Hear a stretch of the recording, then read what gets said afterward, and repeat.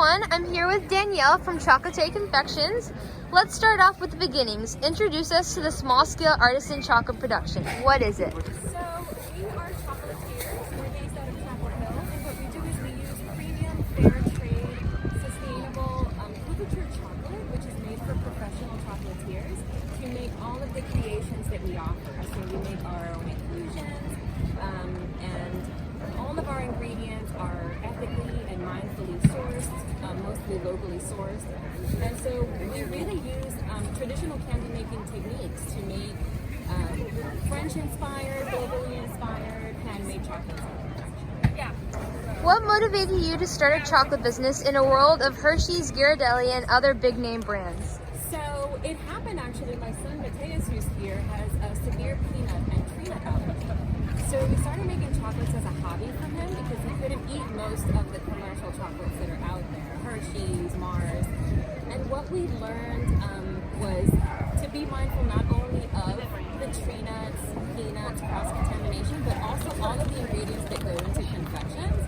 And we realized that a lot of commercial chocolates have a lot of artificial flavors and preservatives in them that are not good for you, not good for your health, not good for the environment. So we kind of expanded from being a peanut-free company to really just being an ethical company that really practices sustainable ways of making. I really like that approach. Was it challenging to stay driven and keep the business running during the height of the pandemic? It absolutely was, but we are part of a great community that supported us and really came through, and we were really able to weather that storm. And as I'm sure you know, child labor and slavery is associated with mass cocoa production. Do you mind if I ask, how do you avoid this to remain ethical and sustainable? And you did mention that you source your chocolate from a sustainable company. Yeah, so what we do is we are, this is one of our principles, is everything that we source is certified fair trade, which means that it is good for the land where the cacao is being harvested and processed, and all of our ingredients are also fair trade. So this expands to vanilla beans also have the same issue, and that's a very important one. So we just make sure that we source everything fair trade. Where is that primarily sourced? Like what geographical location is your chocolate the from? company is in California, but they source their beans from a couple of different places in South America. Okay. Yes. Do you ever plan to visit like a place in South America where they grow the cocoa bean? So actually, I'm from the Dominican Republic, and I have family members that own cacao farms. Oh, wow. So that's always kind of been in the background. That's really cool. Do you work with any local partners to support each other and possibly source special ingredients? Absolutely. Being members of the farmers market has really allowed us to form friendships with different vendors. So we source a lot of our ingredients and inclusions from fellow vendors at the farmers market. I heard my favorite product of yours, the Coconut Bliss Bar, just won the Good Food Award. Congratulations. Tell me about the Coconut Bliss Bars and the award itself. Why do you think it won? So we were really excited about that one. It's our third Good Food Award, and the reason it's so exciting is because the Good Food Award really does celebrate makers that are making a difference in the food industry, so making things in a sustainable and ethical manner. Our Coconut Bliss Bar was very special to us because it was the first confection we ever made. I grew up loving the commercial versions of Almond Joy, Bounty, and Mounds. And as I got older and I started eating cleaner, I didn't like the flavor of it anymore. And I took you down into my husband and made And so, on a personal level, we love it for that reason. I think the reason it's really popular is because the combination of coconut and chocolate is just Phenomenal. Yes, and then when you use clean ingredients, you really do get those flavors. You don't get that aftertaste, you don't get that coating in your mouth from preservatives and artificial flavors. So it's just a really good candy bar. And it was a blind tasting, so that makes it even more exciting because they didn't know who we were, they didn't even know what it was, they just tried it. It was Wow. for this year, so it's really exciting.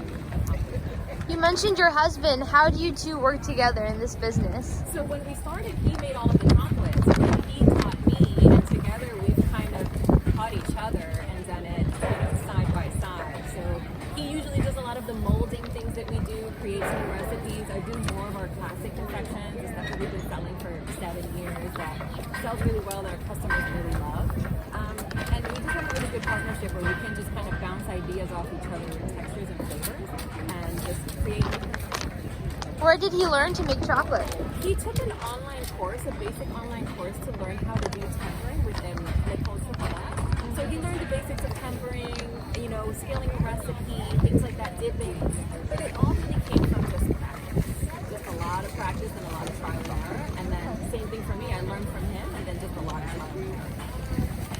A study published in 2018 said it takes almost 1,200 gallons of water to produce 1 pound of chocolate. Is that true?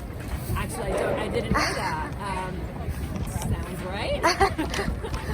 And would you mind featuring some of your best sellers? So a couple of them. One of the bars that is very popular here at Market is our almond, ginger, and turmeric bar.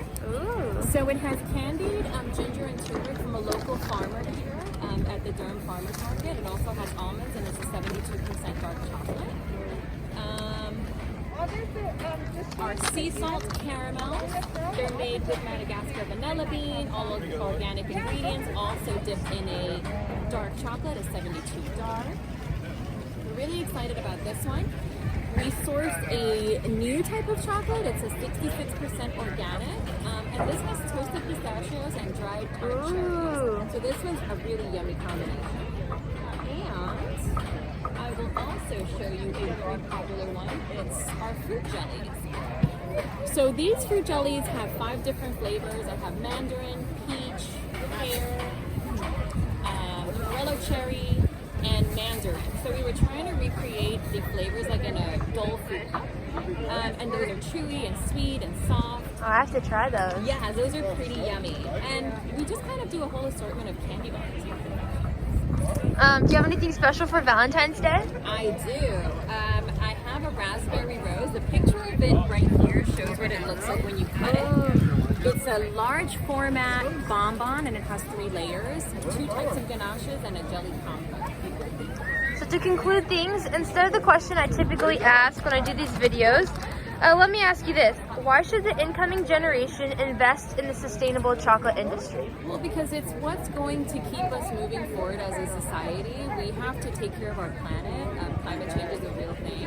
I think that we need to take care of our land and we need to take care of our people. So making sure that the farmers are being compensated for their work is very important. I think it's very important to know where your food comes from and to ask all of these important questions of what you put in your body, what's being planted out there. So I'm really excited about the generations that are coming up because there's so much more information and so much passion to make it a better world for everyone. Definitely. Well, thank you for talking to me today. Keep up the good work. Thank you so much.